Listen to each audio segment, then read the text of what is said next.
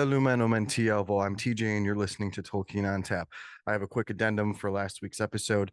It is the dwarves that Beren takes an army of Ents to attack after the ruin of Doriath. Also, the Shibboleth of Feanor is in Peoples of Middle-earth. It is not in Morgoth's Ring. This is part two of Art and Nature in Middle-earth with Kelly and Alita. And just talking about like how Tom is in so in tune with nature. Him with the Earwain, the lamb, which by the way was such an awesome, like it's not even a deep cut because it's like straight up in the Lord of the Rings book. Like I love that the lamb's name is Earwain, and so to Earwain, Wayne, I can't say it right. Ben Adar. For those who don't know, that's what the elves call Tom Bombadil. Earwain Ben Adar, which I think is amazing. So So good. episode 6. Now that we've turned to Rings of Power talk, So we go from like I such love that good you're just like so quotes. into it right now. Yes, do I it, do was it. all into Tom's in season two. Um we go from such good quotes about like you don't hold power over like each living thing holds power over themselves. Like you don't hold power to just like a rehash of Gandalf's line. It it was Inverted, no less. Yeah, right. And so like this is what Rings of Power does. It's a great illustration for me of how I feel about Rings of Power is that one minute you will be like so all in it and be like, yes, that is what we've been missing in Tolkien adaptations. That's what the Silmarillion is getting at. That's beautifully portrayed, well acted. And then the next scene, you'll be like, why did you do that? What? Yeah, What? Why? yeah, And it just flip flops like that. And I think there's more good than bad. I But agree. the fact that they can just one scene just kind of tear it all down, I'm like, no, why? Don't do Yeah, that. like the inversion of the line is what got me upset. I don't like fan service aside because fan service can be done really, really, really well. When you call something back and you draw on someone's nostalgia and you don't detract from what's happening, or if you're gonna or you don't detract from the original thing either, like that line is so specific to Gandalf for such a specific reason. Like that's literally Gandalf telling Frodo, like, listen, man, things happen. Like you can't control it. And it's also not up to you to say that someone should die or someone should live. That is the point of, and he's saying it to Frodo at a point where Frodo says, I wish Gollum was dead. Like that is like that context is so important. And then to hear who would be Gandalf trying to help his friends, and then for Bombadil to be like, people die, who cares? Like Yeah. it's so weird. It's so weird to It's me. It so made weird. it made me think they were going a completely different direction with that, where it was like, oh, maybe this explains why Gandalf just like will randomly go off on different tangents for a while and like I abandon all love of the that, Ray. dwarves during the Hobbit. Like, That is a really cool read, I actually. love that. Yeah. yeah. So this is one of my high horses about Rings of Power season 2. And I've said this to so many people, and I've actually learned from people, like there are people who have not even like either not read Lord of the Rings or not read it recently, like within the last like 10, 15, 20 years, um, to age myself. Um, and they're like, well, I just, it's a teaching moment. And I'm always like, that should have come from Nienna. That should have come from Nienna. Like I'm so on my high horse and I know I need to Yeah. calm down about it. Yeah. But but it is really cool to like be given a different perspective because what Alita's saying is a really cool way to look at it. And saying like, it's just a test, like Yeah. I understand, I don't like it, but it's a good point. It is a good point. And I want to bring that up because like there are a lot of haters out there, Rings of Power, and like I listen, if you don't like something, you don't like something. I'm gonna take a But it's drink. also Let's just like, yeah, it's like, yes, there's moments that you might not like, but don't write it all off. Like there's moments that right, you might like. Like right. I think there are a few things in Rings of Power that even if I hated everything else, there's a few moments where I'm just like, that is so beautifully done. I'm so glad Hmm. I watched that. Hmm. One of them is in season one when Arondir is running away with um, Bronwyn and their son, her son, and they are running away from the orcs in the dark forest, and then You they can get say into their the son. light. Around here helps with Theo, his I name. just kind of, yeah, that's true. I just kind Mhm. of forgot his name for a second, but Oh yeah, no worries. I wanted to say Thorin, and I was like, that's not his name. Just keep No, that's talking. the dwarf. I know. I was like, couldn't remember. I'm bad with names, especially with like Rings of Power stuff. That's so good. Um, I have it all written down on my hand right now.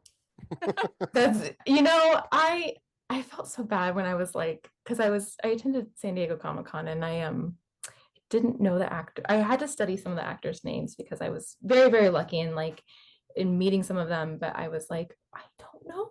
I just know their characters and that I saw them. But anyways, I can actually think of their character names at the very least. So Theo, Mhm. but they're running away through the dark forest, and then they come into the clearing, and then it's the orcs, which the orcs in Rings of Power are done perfectly. I thought that in season one. I think that in season two. I think that they're done the perfect. I think they're the best like adaptation of orcs that we've seen in Wait, wait, anything. wait, wait. Do you like that they like literally burn in the sun like that Yes, quickly, that fast? Really? I do. I do. I like that because like we haven't seen anything like that. Didn't really see orcs really being afraid of the sun and like what it actually did to them physically. I love that the sun actually affected them, and I think visually they're stunning. They do such a good job with that. Oh, I I agree with that do. for sure. I think that everything that was done in season two, I actually really enjoyed. I wasn't really a Adar fan in season one, but I loved everything in season two. But yeah, I do like, I think it's a little far-fetched. I don't think Tolkien had that in mind when he wrote that, but I think visually speaking, it works for translating their fear of the sun and the effects of the sun on them on Yeah. screen. That Um, wasn't something that I was like, oh, I hate this. I was just like, that's really interesting.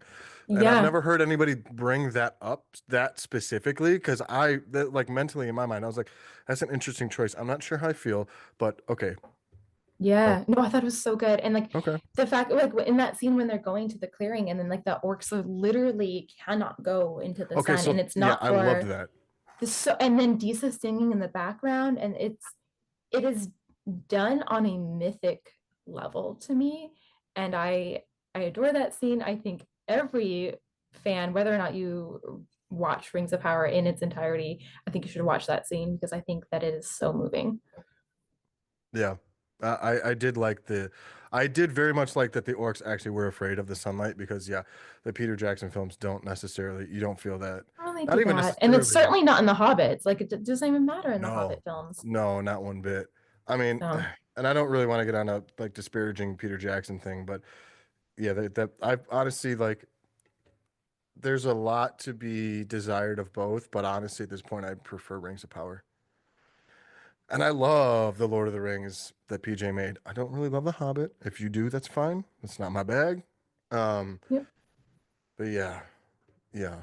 Yeah, I there's never thought of that. I mean, like, yeah, the orcs visually being terrified of the sun. It is a really good way to represent for people who don't know hmm why, you know, yeah. because Aryan and all that. Exactly. They but in that moment, but they feel what Tolkien wrote, I feel like you don't know all of Yeah, the stories behind it, but you do feel like there is this great good presence, the sun and light against darkness, and you know that it actually affects them and that they there's light in this world that they cannot literally touch. So yeah, Yeah. yeah. That And that's no. Go ahead, Alita. like and I feel like it's such a pivotal plot point in like some of the books too, yeah, especially like the Battle of the Pelennor Fields and then like the emergence of the Uruk-hai, because it's this shocking new terrifying thing they can move in sunlight. yeah. Yeah, I just no, I never, and I lost my train of thought. I'm so sorry about that. Uh, That's okay. so I'm gonna debut this to you too. I got an Irish translation of The Hobbit recently. Ooh. A friend of mine, I sent to Warhammer from the War of the Rohirrim, and as a thank you, they sent me an Irish translation of The Hobbit, which is funny because Tolkien couldn't stand the Irish language, and I just found that out a couple of days ago listening to the letters. So I remember him sorry, talking about that and like insisting like sorry, because Professor. It's gonna go right yeah, next to the Silmarillion. yep. Um, yeah, which is sad because I love the Irish language, but obviously Um, didn't do anything for him. His bag was Finnish and Welsh. yeah. I'm sure he had his very philological reasons that just had to do with literal shapes and sounds and The way he describes languages, how it affects him, is kind of the most beautiful thing I've ever heard. yeah. For those who do not know, he says that he the way he hears language is the way people hear music, and the way he sees language is the way people see colors. Like Yeah. that's how he described language affecting him, and it was kind of amazing because that's not how I am. Like I play music, right? Um, art is my thing. I love like musical arts is my thing. So when he equated language to that, I finally understood. Yeah. And knowing that knowing that that affected him like that, then yeah, I was like that's amazing that he was able to uh what is the word? I'm so good at words. It's the way he described that just it was cool that he could like communicate that to the world. There's parts of the movies that live in my head that when I go back and read, Mhm. I'm like, oh yeah, I completely forgot. And then I'll be talking to someone who maybe has only seen the films or whatever, and they ask me a question, and they want the book knowledge, and then I'll be like starting to say the answer, and I'm like, wait a minute, hold on, I gotta double check. Let me grab my phone. I have to go to Tolkien Gateway real quick or whatever. Or if I'm like at home and I'm on the phone with someone, because this happens a lot. I have a friend at work who has Lord of the Rings questions, and I'm like, how long do you have? Because I'll just grab my stuff and I'll just like I will find every answer for you.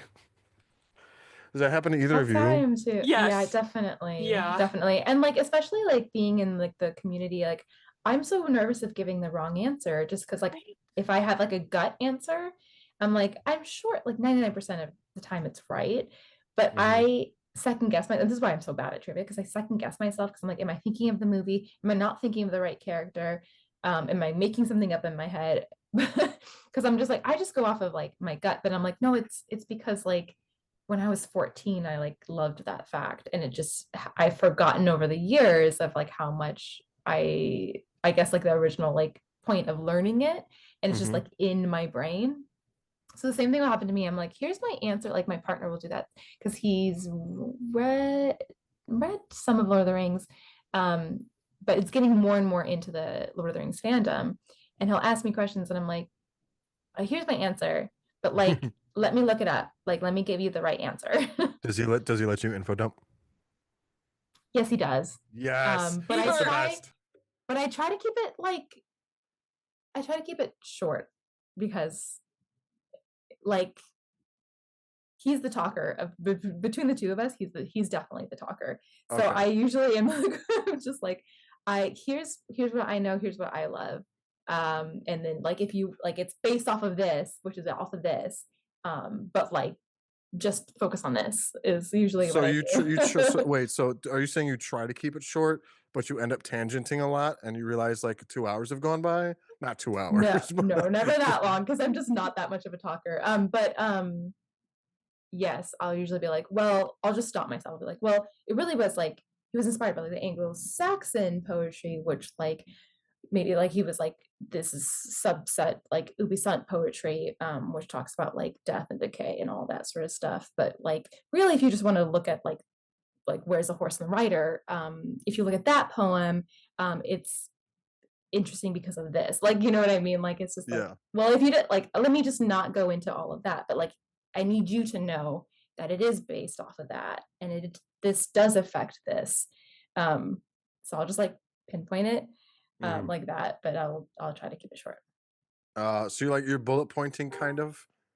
Yeah, Okay, I don't know Um, how to bullet point. So, my hat is off to you for having the wherewithal to number one, understand how to bullet point, I because try. I don't think I'd even understand how to do that. And also to have the willpower to just bullet point it, whichever one it is. Um, uh, kudos to you. Is there anything specific either of you remember from the movie that you're sure, or remember of Lord of the Rings that you're sure is in the book, but is definitely not in the book? I know it's a weird question because I was thinking of this before I asked this, and I was like, I don't know if I have one I specifically. I I have more really than think I'm that there like, is, but I don't know if I remember. yeah, Like they um, come to me at random times. I'm like, oh yeah, no, Mhm. that's just movie or that's just book. I have the opposite a lot. I do think that I think we all can like invent seeing scenes that we haven't seen, like we like haven't what? actually witnessed. Like I what? don't know. I don't That's know an if I can think of interesting. one off the top of my head, but like I have questioned myself before of like, is this in the movie? Like it happened a lot when I was very much into Harry Potter, Mhm. which not anymore. But that happened a lot when I was a kid. I'm like, I saw it, but like not, no, it's not. And it has happened with Lord of the Rings as well. I'm trying to think if there's any good examples. Yeah, And I I feel like it. Ooh, no, go ahead, leader. I feel like it gets more complicated too because there's so many adaptations now, like Mhm. with the animated works and like Mhm. the BBC, like the BBC radio show really throws me off. Where Oh, it's Mhm. like, Tolkien hated that. he did? That makes Yeah, me so sad. Like, he was not the biggest fan of that oh whatsoever. I just heard that a couple days ago. Yeah. no. Oh, The I BBC don't think or the other the radio adaptation? the radio adaptation that they did that came out like not long after the book was Oh, okay. yeah, after the books There were was released. another adaptation that never actually was made. It was just a script that he read that he ooh. hated. No, I'm talking I'm pretty sure it's the one with John Hurt. Um Okay. yeah, that one. This the script is that the one from God, I can't remember what year that was. It was gonna be animated? Is that one? Where he didn't like the script? Well, he liked the fact that it Hmm. was going to be animated, but he couldn't stand the script because the script was very action packed, right? Very Mm. action packed. He really And did they not like Tom Bombadil in that. yes, that's yeah. They were like really trying to adapt him in a way that like again, I think he saw that like this kind of jovial, who cares, like Mhm. presence on screen like didn't really belong um in what in a Lord of the Rings adaptation, because there is more to, even though Tom is kind of jovial and oh, the ring doesn't affect him, but it's so much deeper than that in the Yeah. books. But yeah, he had harsh words to say. Yeah. Yes, he did. So who is Tom Bombadil? I'm just kidding. We're not doing that. We don't do that here. We don't do that No. here. We don't speculate on Tom Bombadil. Tolkien himself said that he just is. Because sometimes mysteries are much more fun. And I agree. Like I don't Better need to off than Enigma. yes, I don't need to know every single thing. Yeah. Um, although I would like to know more about Finrad. Finrad mentioned let's drink. So what other things in the legendarium do you that what other things draw you in? Or like do you seek out well Kelly, you studied it. So you pretty much know as much as you can know, right? Mm-mm, no. Mm-mm. No, no, no. Um, I always get nervous that people think that I know every little piece of the legendarium, because of course I don't. Yeah. Many people don't. I studied Tolkien deeply in the sense that I studied, you know, you could read a work and then write on it, and then from those, like your research kind of branches out. Hmm. But your research branches out to other scholars, other pieces, in the whole kind of world that Tolkien himself was lived in and inspired by. Um, and so you can study Tolkien in so many different ways. So I don't read the Silmarillion, you know, every single year. I don't have all of those names memorized. I certainly don't have all of the places, like, unless again, I've like very recently read it and it's in my brain. But I also have a full-time job and like live life and do other things. So like, and part of my job is reading other fantasy books as well. Oh, It's a that's big part of cool. my day job. Is the fantasy genre as it stands currently. And I go in and out of like being in Tolkien's world, even though I always have one foot in it. So there's definitely people like Pete and David and Lee who can just and Nubetta who drop names that I'm like, oh yeah, yeah, yeah, yeah, yeah. All the time. All the time. Um, but I there's elements of Tolkien that I studied quite deeply and wrote about and loved and really immersed myself in. And I forgot the original question. I feel like I'm just rambling now, but the No, answer that's is I cool. don't That's know actually everything. that's the most fun answer is just rambly questions. You're talking about writing stuff on Tolkien. Did you ever get anything, did you ever, like, submit stuff to, like, Tolkien Society? I have been published, yes. I would Um, love to read that stuff. I it's a book on The Hobbit. It's called The Hobbit Critical Insights. And I was it's I'm gonna actually write this down. kind of my only paid writing gig that I've had, but I got paid to write about Tolkien, and I is very honored to. But it's a collection of essays on The Hobbit. And funnily enough, my essay is not on The Hobbit itself, but it's one of the introductory essays. And so it was about I the word count that I had, like the amount of space that I had to talk about Tolkien's influences in life, his I think it was his cultural, historical, and literary influences in like 10 pages. The best way I could describe that feeling is Inigo Montoya saying, "Let me tell you, no, it is too much. Let me sum up." That's such a great pull. That's Because such a great pull.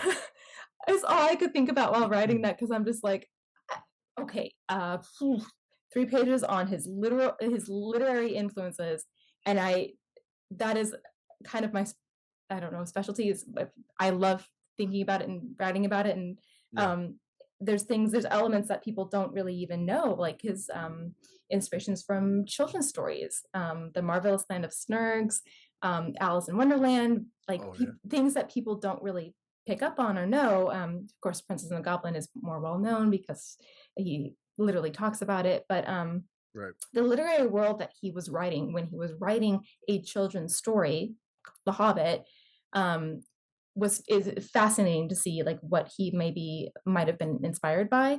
And then Mhm. you have like these Norse myths and of course religious texts as well, which is not really my thing, but it's there's so much. He studied medieval literature, he studied Anglo-Saxon literature, and to try to kind of formulate all of that, but then also like his cultural influences to try to figure out war and how that might have influenced him. And while not also trying not to get into allegory too much because you don't want to always do that as someone who studies a writer. You don't want to say, well, he lived through this and so this equals that. Like you don't want to do that, but you do want to explore the history behind and the cultural Right. influences that he was writing in.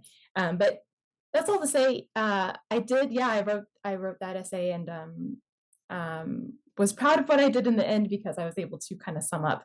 But I've presented papers at MythCon very early on in my graduate career, and have been presented papers at some other conferences, and have been published in Mythlore, but not on Tolkien at all. Just it was like reviews on some fairy stories that I had read and been asked to review. So I have Mhm. that as well. And I was published in a journal that I don't think is around anymore. It's called Silver Leaves. And that was a paper that I had written for school, actually, for Signum and that I submitted and it got published, which was really cool. And it was Nice. on the first draft of The Hobbit, and like the differences between the first draft and not the first draft, one of the earlier drafts that Tolkien was writing, when the company went to Rivendell, and how that compared to how it ended up in the published text, and kind of how Tolkien was working through his idea of fairies and elves, and how they ended up being a little bit more like ethereal, a little bit more what we now know as Tolkien's, elvish. But they didn't quite start that way. There's very, very subtle, small hints um, that you can kind of see, like, oh, I can see why he made that change to kind of create the elves that he himself didn't know he was creating. So Yeah. yeah, so I it's been a long time since all of that has been like published and papers and all of that. But yeah, definitely very fun time of my life. What was that? What was that thing that you said was published? It was called The Hobbit. What now? Critical Insights, I'm writing this The down. That's Hobbit. why. Yeah, I can send you a picture of the photo. It's one of those books that's like academic, and so it's like a little pricey, um, Oh, that's fine. but it's out there. Nice. Yeah, I would love to read that, honestly. I'm at the point in my life where all I'm gonna do is consume Tolkien media. I And love that. anyone who writes about, draws about, paints about, writes music about, sings about. That's kind of all I'm doing right now. Like it's my entire personality. um, oops, whatever. Oops, oops, all Tolkien. Right. Oh no. Oh no. I like just like like leaned into my nerdery. Oh no. Alita, Yeah. I want to talk a little bit more about the Akalabeth. Since we talked about Rings of Power, and I'm not gonna spoilery, but um what do you hope to see, being such a fan of Numenor and that story? What is your hope to have portrayed on screen? Um, And matter of fact, right now, anybody who hasn't read anything about Akalabeth or Numenor or any of that stuff from the Second Age, this is your spoiler warning. If you watch Rings of Power and you don't want to know and you want to be spoiled, starting now. Alita, please. Okay. Well, first, like the non-spoilery parts, I want them to take their time. Like, I feel like there are these big I'm not the biggest fan of how they've adapted it so far, where it's like the elves are taking our jobs, Oh, it's the and worst. showing like the factions between the faithful and the kingsmen. I want them to take it a little bit slower, but also like really have that build up and like backstory that's going to lead to things getting a little bit crazy, like the human sacrifices, for Yeah. instance, and like burning of the Nimloth. And I feel like we haven't had as much time in Numenor like through the lens of Numenorians as opposed to like um Galadriel and like Halbrand Sauron as visitors, and I really want them to spend that time getting grounded, and like I could see them having some action, but really like wanting that build up. I need the scene where Sauron is on the Temple of Morgoth defying the Valar in the lightning storm, and it's like this is this moment where you can turn back, and Yes. like the eagles of Manwë are coming in, and they're like smiting people on the hills with lightning, and everyone is like terrified, and then Sauron gets up on the Temple of Morgoth and is like, "Ah, ha, ha, I defy you!" And they're like, "Oh my god, he's incredible! Let's do what he says!" And it's just like full steam off the deep end after that. Like, I need that scene. Oh my god, I'd love that so much. Uh just the Could you imagine Charlie Vickers on top of a temple in a storm as a giant wave is coming, just like lightning bolt after lightning bolt after lightning bolt, and he's just still just laughing. Oh my god, that would be amazing. So, do you see, since they've introduced Aodian, um Do you see her as maybe being like an architect for the Temple of Morgoth, or Morgoth if David's listening? Do you I see think her they're as gonna, like the yeah. Like, I feel they're setting that up just so obviously to do that, and it's gonna be really interesting to see the dynamics of, like, somebody who's Elendil's, like, next of kin designs the Temple of Morgoth, and I'm even though she's original, I'm interested on seeing, like, how that plays out, and I like the fact that we have a lady villain, like, who isn't just like Ungoliant or Shelob or something. It's a complex villain who's a woman, and seeing like I want to see like some moral grayness and conflict because I feel like we see a lot more of that in the earlier ages as opposed to the third age, and that's where people get the idea of like, oh, it's just absolute evil and black and white, and that's what I love about the Silmarillion is the elves do horrible things, like the Numenorians who are like held up in a pedestal by Gondor. They do horrible things, and it's like Oh yeah. everybody is capable of immense good and immense evil. Yeah. I completely agree. Everyone in the Silmarillion, almost everyone in the Silmarillion is a terrible person, except for Finrod. Um, sorry, I'm just kidding. I always do that. I have to. I'll take a Drink. drink. Love Finrod. I love Finderato. I'm wearing my necklace and I'm like playing with my enamel pin as we speak, like a little fidget spinner. Yo, These are on Etsy, by the way. If you would like an enamel pin, I um, have one of those. It's you have one of these. Luthien though. Oh, you have oh, Lucian's. Lucian's Yeah, cool. I nice. don't know where it is. I think it's downstairs. I got it to make sure that I can be as annoying as possible at Westmoot. So, because I'm gonna make a cosplay of Finrod, that one where he's playing the Oh, harp, where he's wearing the blue, he's got the oh chainmail my under him. God. I'm gonna make it. I'm gonna be beautiful. That's so Um, cool. yeah. I'm gonna be beautiful. And then I also had the idea to. Did you see the Lee's video about Finrod and the Badger thing? Yeah. Oh, I so just saw it today. okay, good. So Alita, there's a text where it's I can't remember. I think it's in Peoples of Middle Earth. It's either in Peoples or Nature. I don't know. David and Lee always talk about those two. Or like both. It might be in both. It could be on both, yeah.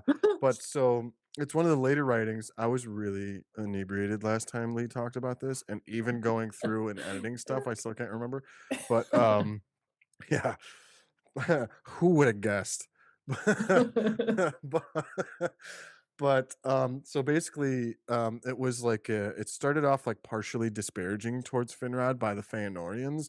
They called him Badger, or they called him Felagund to mean Badger, because he went and hid in Nargothrond.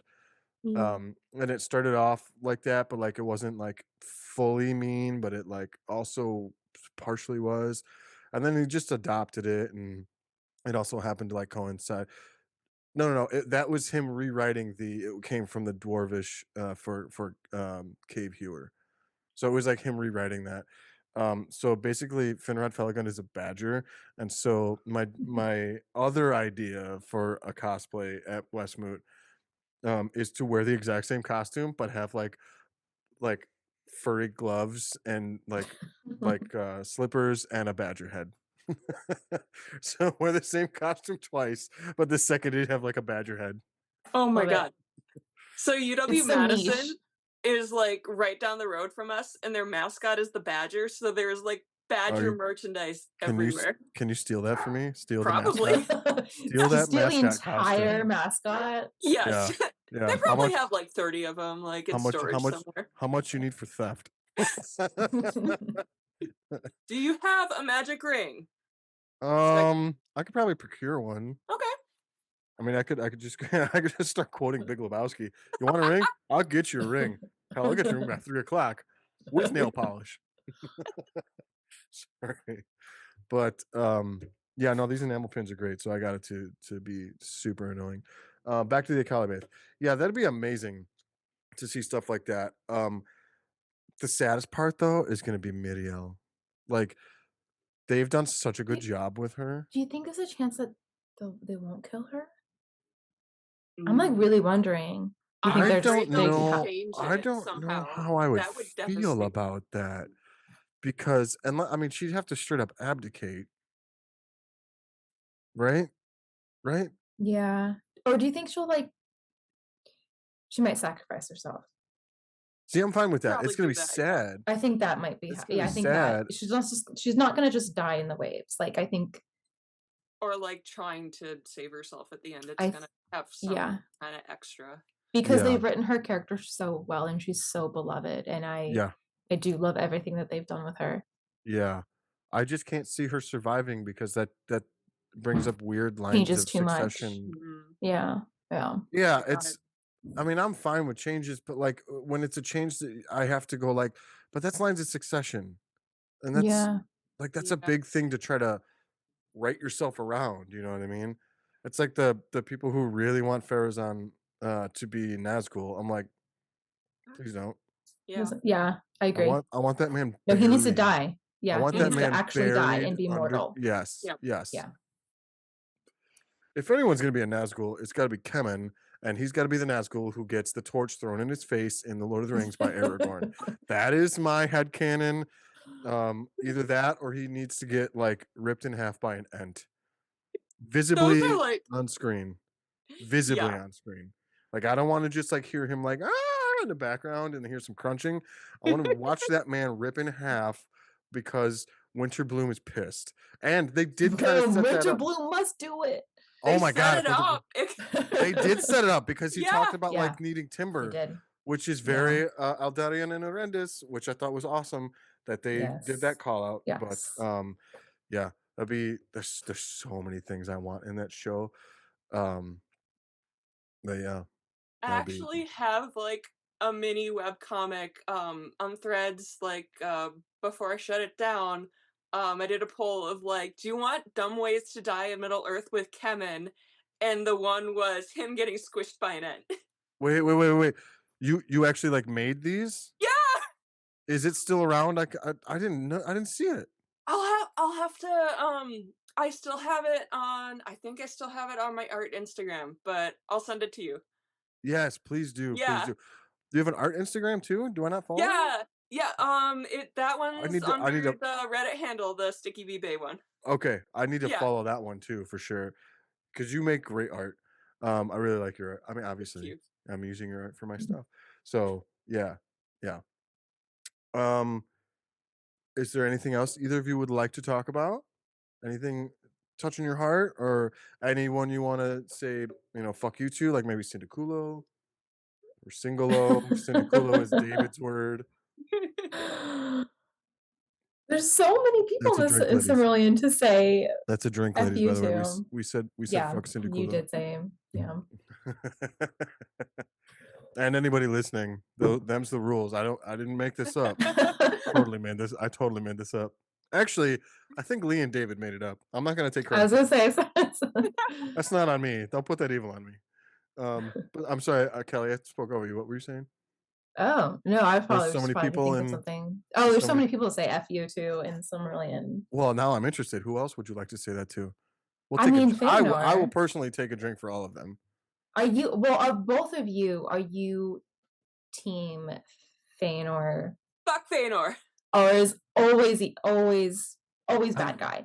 I'm not a Or are you I'm not really a interested I'm not a in fuck like Feanor person, and I'm not a stan. Ooh. mhm, Knowing listening to the way people like Lee talk about him, where like she looks at him in such a way that she go. I mean, like, dude, literally.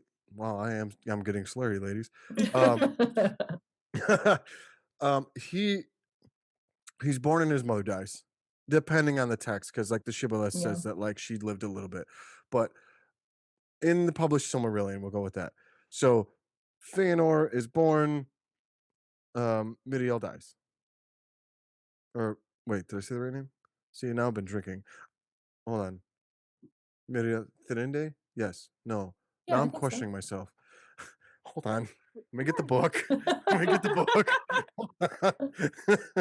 Oops. Miriam. I think Muriel. Miriel Thirende. Yeah, I think so. Okay. Yeah. I'm gonna I'll get some angry emails later. Not emails. Uh-oh. No. Muriel. Yeah. It is Miriel. Okay. I don't know why I second guess myself. Anyways, so That's how I am too. So actually, Oh yeah. okay, cool. yeah. So Feanor's born, and then Miriel dies instantly in the published Silmarillion, and then refuses to come back to life or be re-embodied. Straight refuses. And then his father Finwë is so sad that he is like, you know what, I'm gonna go get married again. And then obviously there's like different texts where it talks about like the Valar actually have to like think about this and like talk to Eru Iluvatar about it, blah blah It's blah. a big Because deal. yeah, it's a huge deal. That I think that's also in Shibboleth. I can't remember if it's talked about anywhere else, but it's definitely in Shibboleth. Um, so like that's Feanor's childhood. Like that's messed up to have to deal with.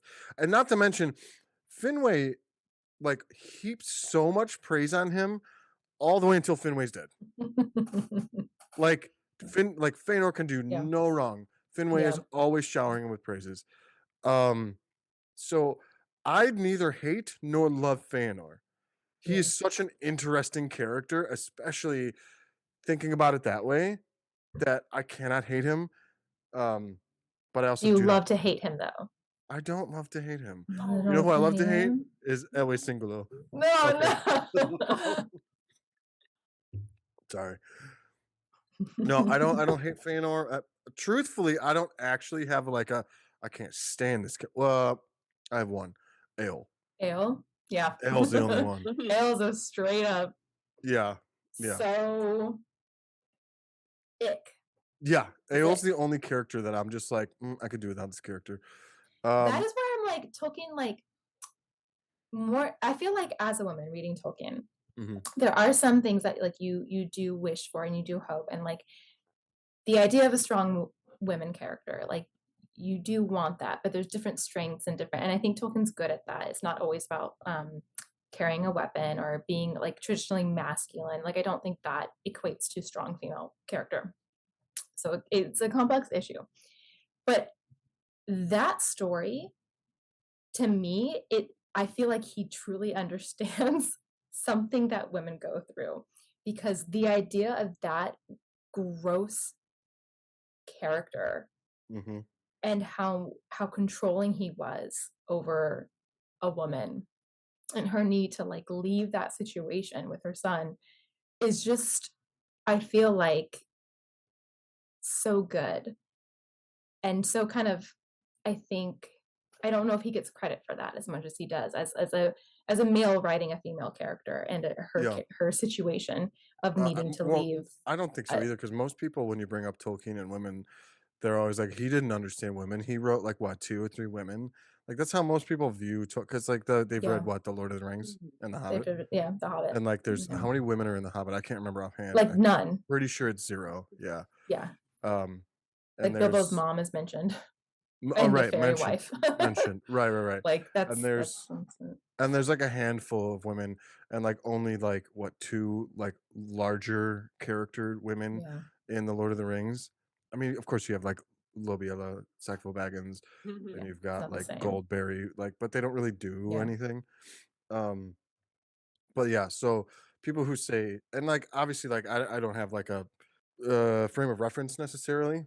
But except for like people like you Kelly and you Alita and some of my other friends within the Tolkien community who I've talked to about this. But yeah, Tolkien's got some ladies. I mean, you Kelly, you bring up a really good point about different strengths and like it's not always about wielding a weapon. Like that's Eowyn's thing, right? But Luthien, it's not Melians or Melians. Luthien sings. Luthien like literally sings Tol in Galroth at that point, clean to be Tol Sidian. Like Luthien has this is the weirdest sentence I'm gonna say. Luthien has a dog fall in love with her and like go fight werewolves for her. And like literally fights Wolf Sauron and like almost rips his throat out. And then And then she literally has the badassery to walk up and be like, "Hey, yield this, or I'm gonna have this dog kill you." And he goes, "No, no, no, no, no, no, no, no, no." And then she's like, "Well, you're gonna yield?" And he's like, "I yield, I yield, I yield." And then dude like turns into a bat and like flies bleeding from his throat to Taur Nufuin. Like that's one of the funniest things, by the way. I also love that she uses her feminine wiles to Yeah, like dance for him Mhm. and like lull him into sleep. And I'm like, that is so fucking badass. Like yeah, I love that Luthien saves herself. I love that she literally takes the dog that was meant to guard her and like yeah, he's team Luthien. yeah. And then she saves herself, saves the dog away from these asshole characters. The seas, Um yeah, the two C's, yeah. and then goes and saves Baron too, and it's just Oh so yeah, good. And Baron it's is not, such a damsel in distress. oh my gosh, they just sing to each other. Oh, Yeah, um, but like, yeah, it's not the same type of shield No. maiden that we see in Eowyn. It's a different type of strength for sure. yeah, and I mean, and Galadriel too, because Galadriel's a little bit of both. Because like Tolkien writes about Mhm. her as it's later writings, but writes about her as like like kind of an Amazonian. Her mother name is Nurwen, which is man maiden. Like she's tall as hell. But also she goes and uses, I don't remember, I don't think she sings Dol Guldur down, but it does say she raises it to the ground. Um, and I, you know what, she's related to Luthien like tangentially, so right? Hold on. Now I have to do some math in my head. Not math, genealogy in my head. You know what? Backwards, I think she's tangentially related to Luthien, not like from Mhm. I've had some drinks. So she's backwards tangentially. What a weird sentence. I've been saying some weird sentences on this back part of this podcast. But anyways, so yeah, she's like, you know, the Amazonian, the really tall, athletic too, not just tall, she's tall and Yeah. athletic. Um, and then she goes and raises Dol Guldur. And like it doesn't say that she like uses like any sort of like physical strength to do it, but she like cleanses it, which is amazing. Um, yeah, I that's a really good point, Kelly. I'm really glad you brought that up actually. Like Thank you. Kelly's giving thumbs up. Thanks. thinking about like Awen even too, like for the longest time I had beef with her just like being, "Oh, I'm just going to be a wife and like Yeah. give up my like station as a shield maiden." Except like I think at some point I started seeing it in a different way and it's like she's not giving up this aspect, it's realizing like she held on to this really toxic idea that you can, because she was like stuck in a role that she hated and that was like basically her outlet for it. She didn't want to rule, she didn't want to like be in this really feminine role and was just like willing to throw her life away for glory, and her way to heal was to be like, no, I can experience love and I can experience wholeness and I don't have to just like seek out feats of grandeur. But she's also done like one of the most badass things and killed the Witch King, and it's like, Yeah. okay, yeah, blah, like you're literally just growing as a human. Yeah. Well, Hmm. and not only that, um, she's insanely depressed Hmm. for I just gave a my computer does You that. give yourself a Like I'm thumbs like up. counting with my thumb as one, and my computer goes, "Oh, you mean thumbs up?" No, I do not. So we'll do it the American way instead of the German way. Um, she God, the computer confused me, and now I can't remember where I was. Oh, she's insanely depressed. Like she literally wants to die. Like that is her Yeah. character arc in the first part of her story. She wants to die. That's why she like disguises as Yeah. Durnhelm and goes to Pelennor. But also the other thing that I think is really cool about her decision is she becomes healer, right? And in Tolkien, like healing is not a feminine or masculine thing.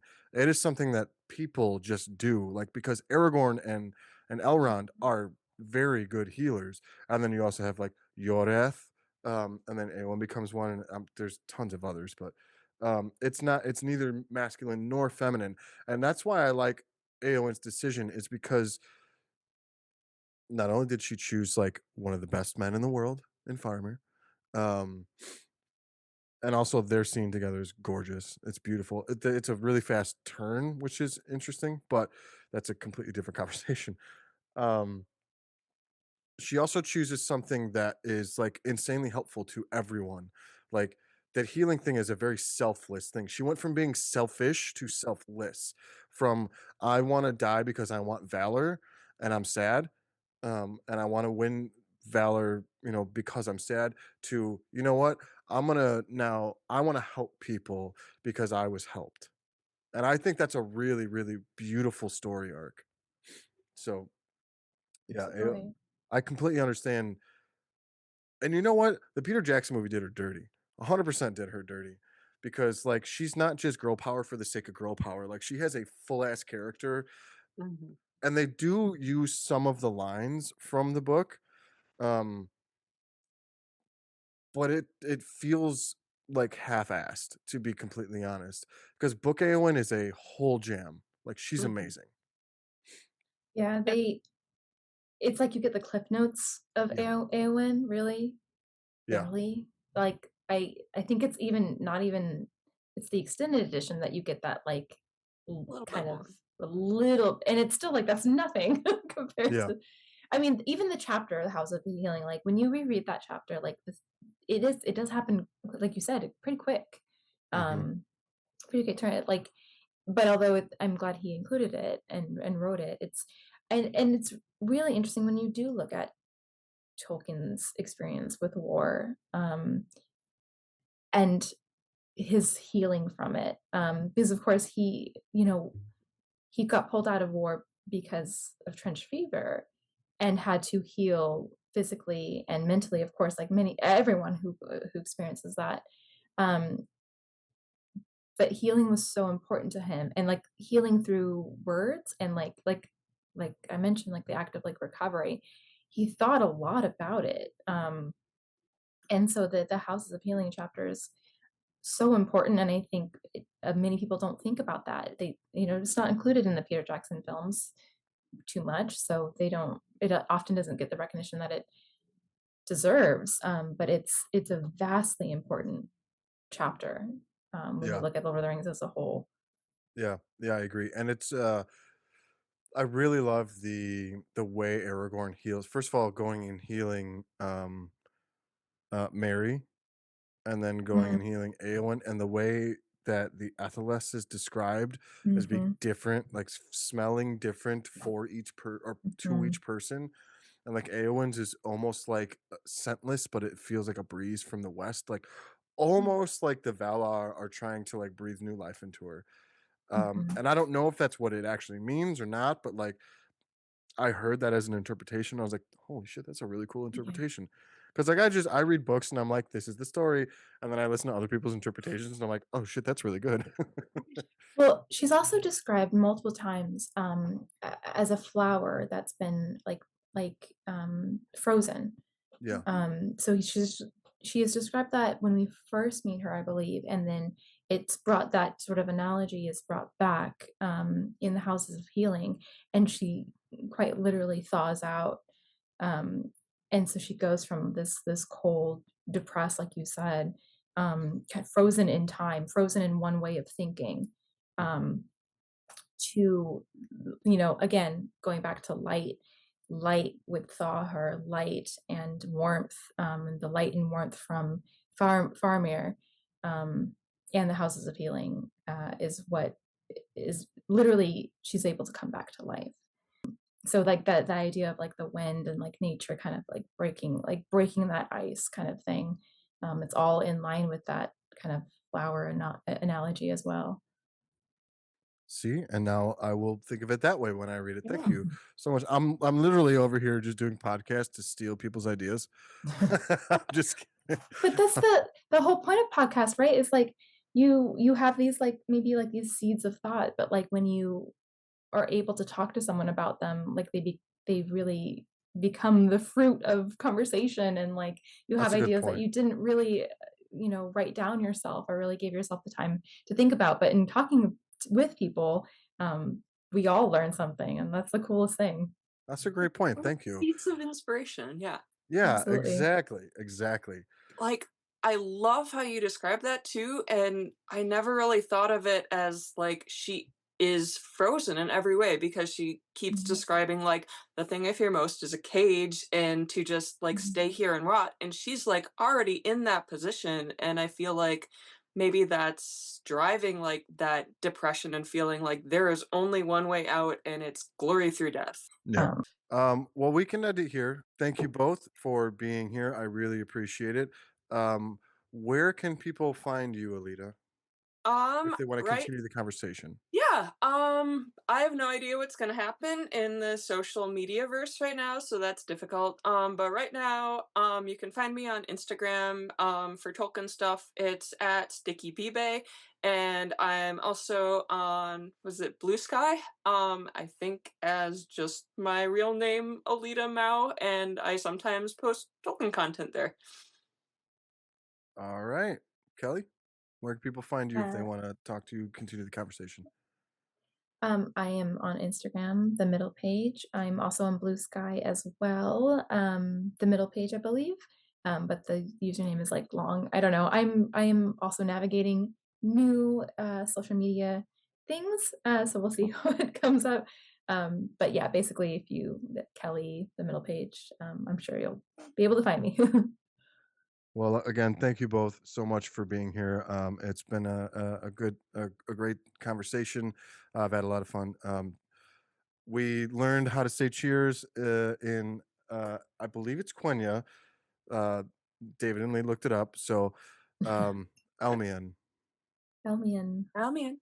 Well, that's going to do it for this episode of Tolkien on Tap. Thank you for listening. Be sure to like and subscribe and follow me on any of my social medias. I'm on Threads, Instagram, Blue Sky, and TikTok at @the_Neej. Namarie.